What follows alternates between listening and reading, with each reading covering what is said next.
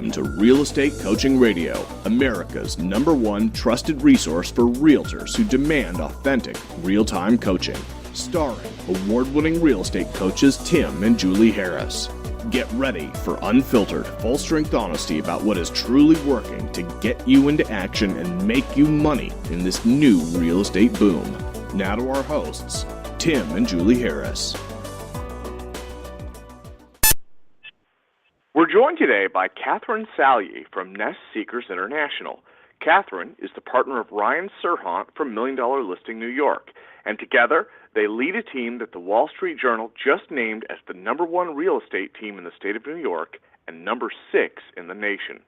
As a working mother and a proud New Yorker, Salyi believes that hard work, dedication to clients, devotion to family and friends, and being grateful that she can wake up every day and love what she does is what it's all about.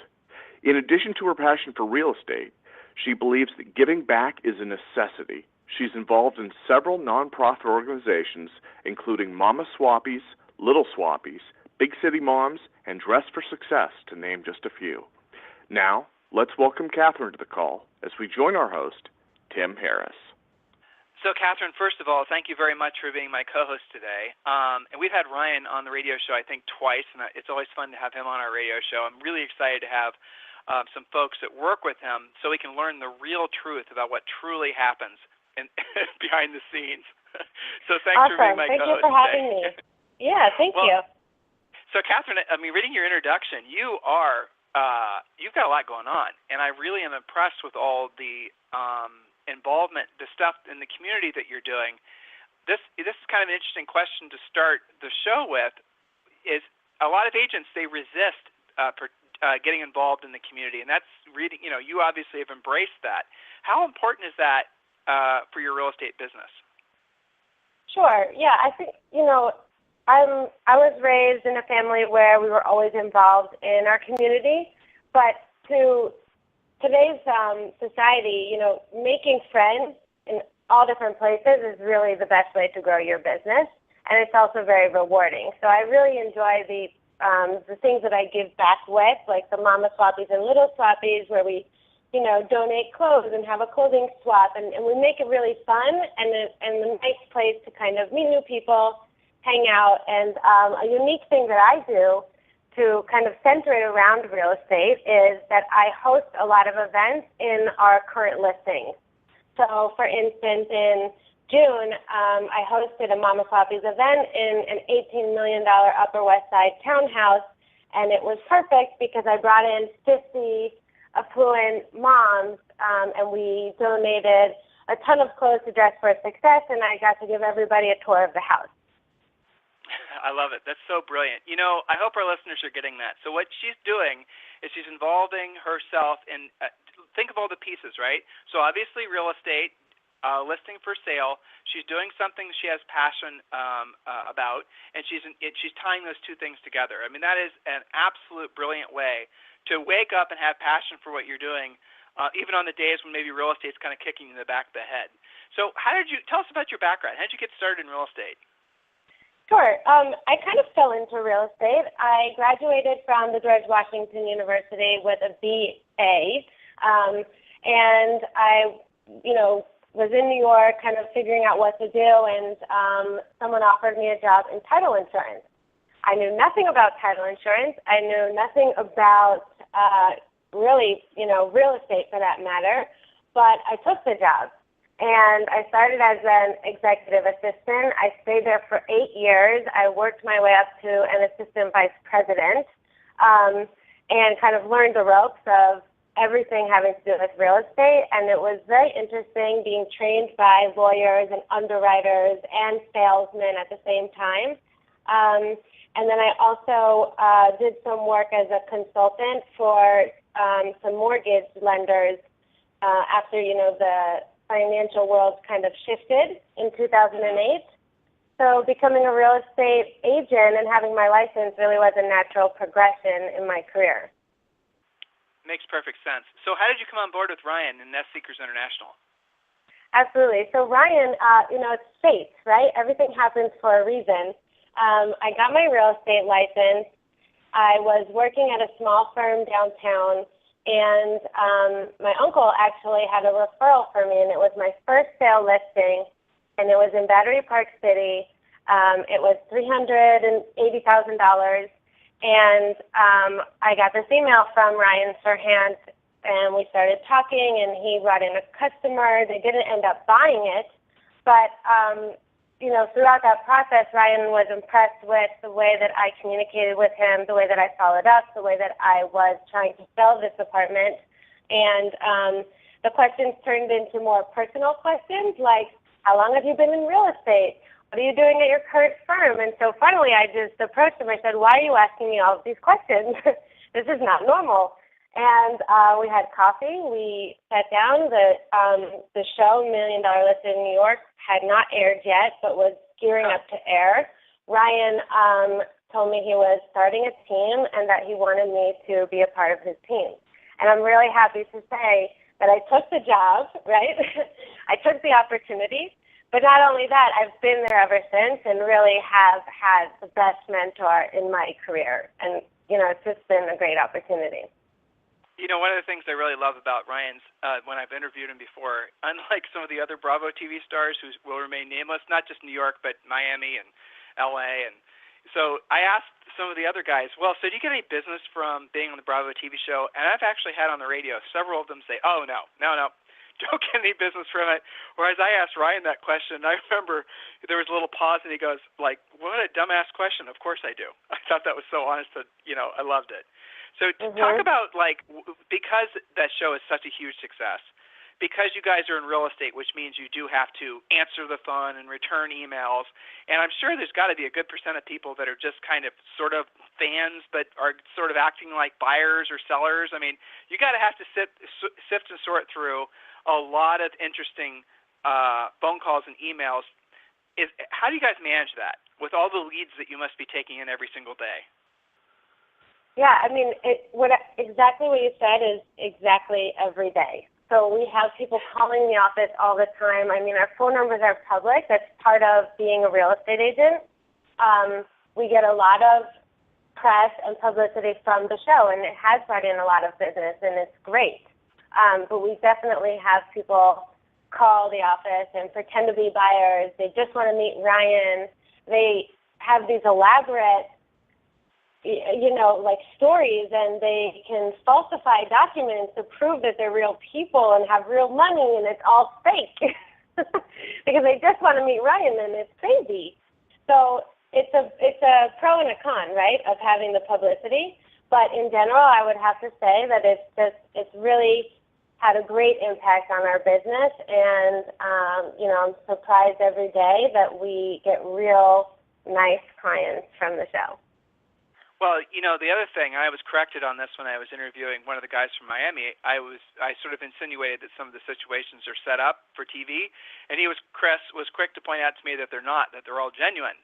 And I think that's probably a suspicion, especially of a lot of real estate people, until you see the situation where, say, for example, Ryan gets fired, or there's something silly that happens that causes some seller to go off. So it's the pressure and stress that you must feel on a day-to-day basis. Hopefully, I'm not making you feel pressure and stress right now, but because of the fact that you guys are literally in the spotlight times about 1,000, how do you manage that stress? I mean, how do you manage those expectations? Yeah, well, it's something that actually keeps me going, right? I mean, I have a great role on the Serhant team, and I love my job, but it's very competitive, and I need to make sure that I'm producing to keep my spot on the team, right? So I like working on this team. I like real estate. I love working in New York City. The pressure is there. I think, in general, real estate is very competitive, but working for somebody who's on TV and has higher profile than some other real estate agents, it's even more stressful.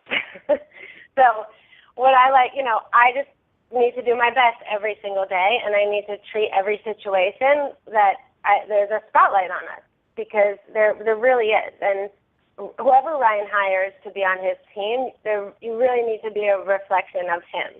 And whatever you do that might be bad or good is, it's going to come back to being a part of the team. And I want to make sure that all of the things for me personally are good.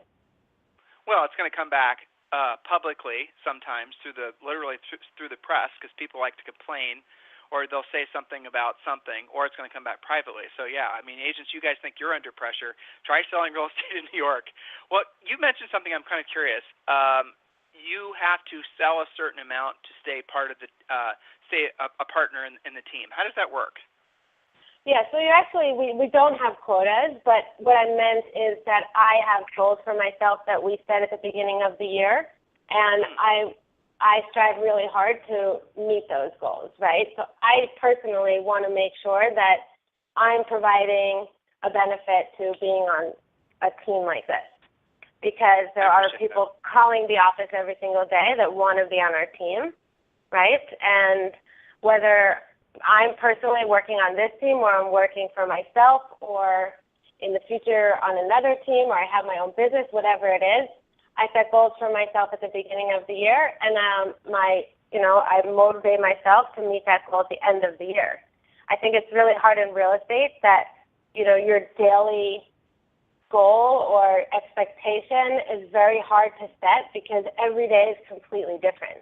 Or every month. 1 month I could have very little amount in sales, and then the next month I could have 10 million in sales. So it evens itself out.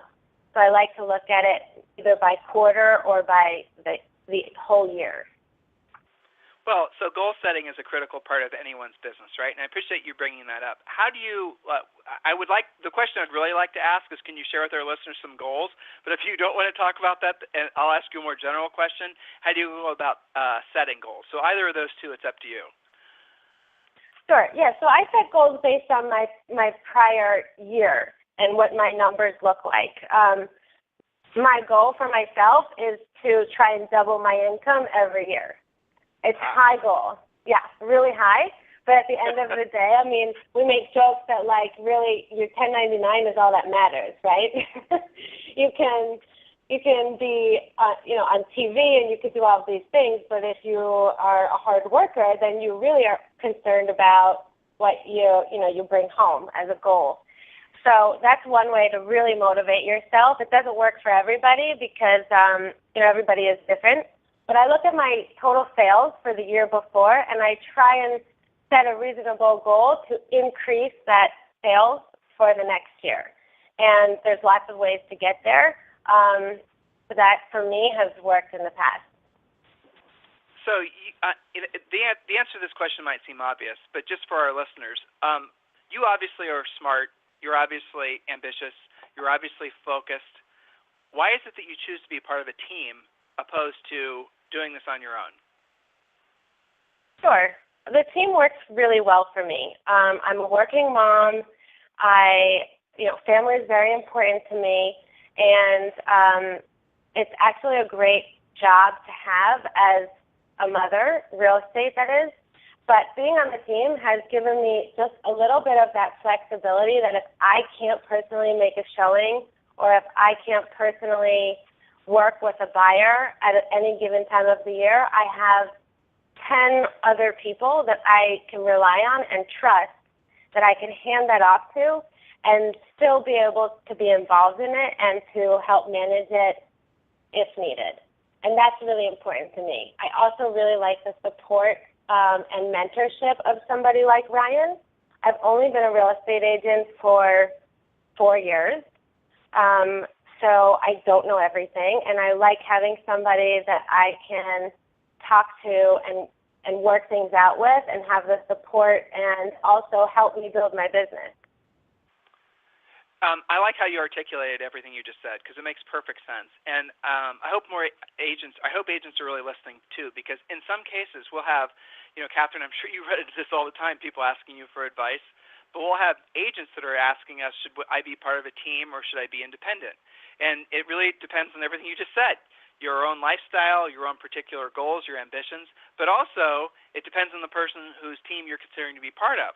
If someone can consistently generate leads, and I'm sure you guys get more leads than you know what to do with on some days, but if someone can consistently generate leads and you don't have to worry about generating leads, and then ultimately once the deal is in contract, in New York you guys don't close the deals the title companies do, you just write the deal sheet, but if you don't ultimately have to handle anything once the deal sheet's signed off on, and you're just doing kind of the fun part, which is working directly with the customer, it makes all kinds of sense to be on a team. So to answer the question of the agents out there who are listening, trying to make that decision for themselves, I would strongly suggest you guys just request a free coaching call at freecoachingcallsforagents.com and ask the coach that, and they'll work through the answer with you depending on your own personal situation and your goals.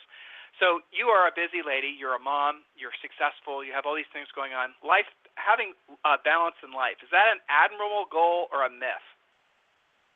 Definitely admirable goal. You have to do it. You have to strive to achieve it, or I think you will go crazy. It goes, it's all about prioritizing, right? You have to have some sense of what's most important. And for me, it's an ongoing struggle between taking care of my toddler and my husband, right? And working. New York City is tough. You got to be on call 24 hours a day, So you got to set the goal. So how do you set it off, or do you? How do I set off what? New York City, the stress, the set pressure, it off. Right. The emails, the voicemails, right? Right. How do you? Yeah. You so, just basically. Go ahead. Sorry. Yeah. No, it's tough. I mean, I wake up in the morning before my toddler does. I go through all the, 100 emails that came in overnight. I set my appointments, follow up with people, and then I take a break. I get her ready for, daycare. I drop her off, and then I start my day. And I do it all again. I pick her up from school every day myself, and then we have family dinner together, and that's kind of like my break in the day. And once she's in bed, I work until I go to sleep, which sounds terrible, but it works. It works for me. Well, so the whole life balance thing at this point in your life, with the opportunities that you've created for yourself, it makes 100% sense for you to be focusing on your, how you've got things balanced in your life, because we don't always in life have the same level of opportunity to make money as you do now. I mean, recessions, depressions, different things happen. It is what it is. So, you're smart to be taking advantage of this opportunity at the level that you are. And that's the whole balance thing screws a lot of agents up, because they'll be finding themselves being really, really successful, making all this money, and then all of a sudden they'll start feeling like they're out of balance. Dude, be out of balance for a while, stack the cash, and then, go to Tahiti for a month. It's all good. Right. So let's right? So let's talk a little bit about, like, for example, leads. This wasn't on our list, by the way, but it occurred to me, with all the leads you get in, I should hire you as a coach to teach other people how to do quick and effective lead pre-qualification, right? When you're calling or emailing back, you must be really good at figuring out who's worth spending time with and who isn't. So what types of questions do you ask, or at this point, are you just mostly going off intuition? Well, it's both, and it's challenging because I've been wrong so many times, right, that you really think someone is the real thing and they turn out not to be. So it's a learning curve. You have to be able to read people, but yes, I do have a quick, few questions that I ask people who call me or email me. I meet with them. I take them to see a few things and kind of play it out, right, and get a feeling for them. I really don't have time to take, somebody to see 50 apartments and not make any decision. There's things that I can do to help myself manage that type of buyer and, and still be able to work with them, but you have to learn who's worth spending time with and who's not. Well, I'm going to drill down on that, Katherine. So what questions do you ask? Right? You're getting people that are claiming to be multimillionaires and being able to pay cash for $10 million apartments. So how do you quickly and effectively sort those people out so you're not wasting your time? Because they don't like to share information if they're real. They'll have you talk to their business manager or whatever else. The easiest tip that I have to give you is to Google them. Exactly. Google is amazing. If they are not found on Google, they probably are lying. Yeah, isn't that true though? I mean, if anyone has achieved a level of success in their lives where they can afford a multi-million-dollar anything, they're gonna be searchable 9 times out of 10. 9 times out of 10, right? But we work with a lot of New York agents, a ton, and they'll have celebrities that'll come in, and you'll never know who your client is. You'll be dealing with the business manager. Google the business manager's name. I mean, you're gonna get somebody's information, and if all you get is a phone number, Google the phone number. Just drill down, like if they send you an email and it's from a weird-sounding URL, Beth@whatever.com. Google the URL. Go to who'sit.com and then put in the URL and see who owns it. I mean, you can really drill down and be like a detective to find out. So have you ever, like you said, you've been wrong about people before? Can you give some examples? Yeah, sure. I mean, I have, for instance, I've been working with somebody from out of state who has provided proof of funds. They tell me, I swear, every 6 months that they're coming to New York to buy something. I've never seen this person in New York City. They have never come. They've told me their planes are booked, they have a hotel booked, they never make it. And so it's people like that that are just like, why take the time and send me proof of funds, have me do searches for you, have me preview things for you? It's kind of insulting. Like, that I don't know, some people just have a lot of time on their hands. That's weird, right? That is really weird. Yeah. A real quick funny story. An agent in New York City that I've coached for a while, he had we were trying to figure out this one particular lead. The guy wanted to buy a $15 million apartment or something like that. And there's not, even in New York City, there's not that many that get sold in that price range.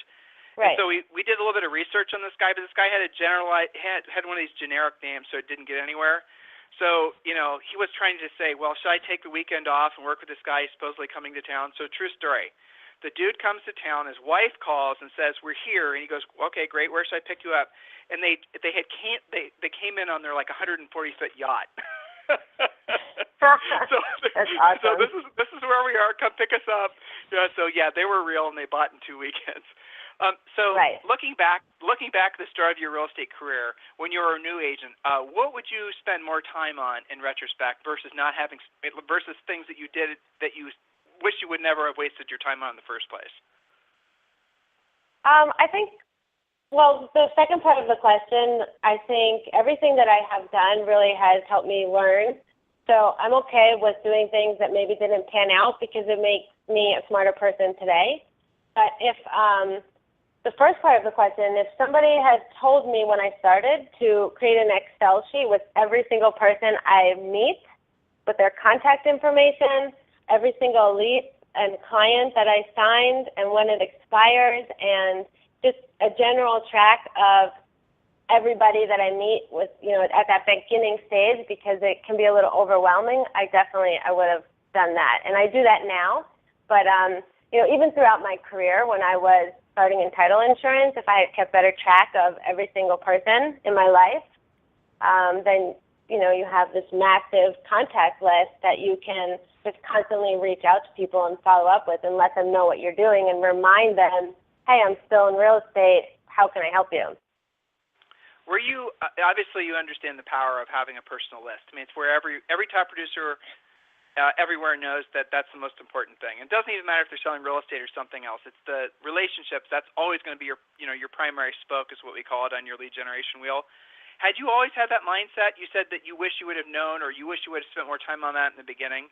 So what was the epiphany, or maybe more practically speaking, help our listeners understand how they can go from maybe being secret agents to being agents that feel comfortable asking for people's contact information for the sake of lead follow-up? Sure. No, I think it just is very basic. Somebody sends you you have a listing, let's say it's a rental listing or a sale listing, you get an inquiry, you write back, you answer some questions, you never hear from them, you kind of forget.